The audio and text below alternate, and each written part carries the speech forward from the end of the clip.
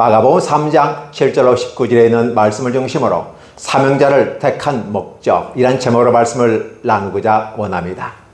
하나님의 나라가 우리 가운데 전파되고 있습니다. 때로 보이든지 보이지 않든지, 때로 우리들의 모습 가운데 우리는 전혀 그 나라가 어떻게 움직여지는지를 모릅니다. 분명히 하나님의 나라입니다. 그런데 그 나라가 보이지 않습니다.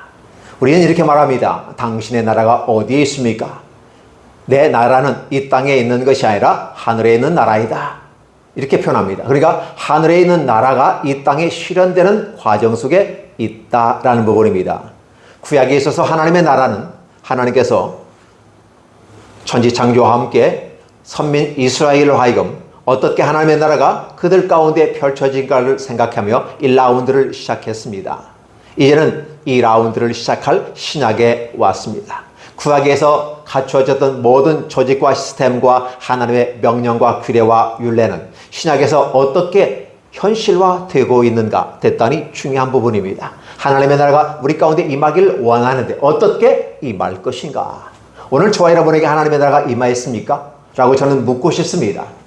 과연 구약에서 얘기했던 하나님의 나라가 오늘 신약에서 이루어졌냐 말입니다.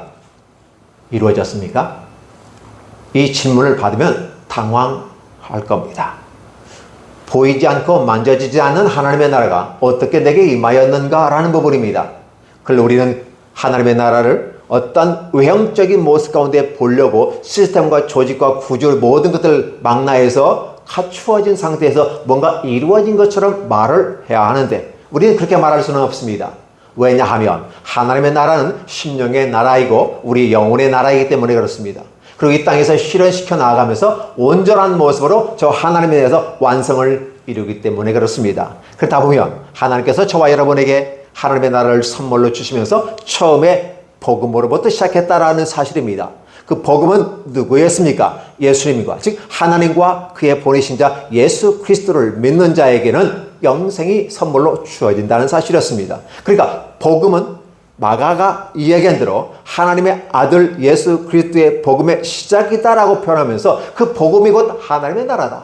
그래서 하나님의 나라는 이 땅의 외형적인 국가 시스템으로 보이는 것이 아니라 보이지 않는 우리 심령의 세계로부터 시작해서 이제 앞으로 보여질 영원한 하나님의 나라로 우리를 이끌어 가시는 점진적인 모습으로 우리 앞에 드러나게 될 것입니다.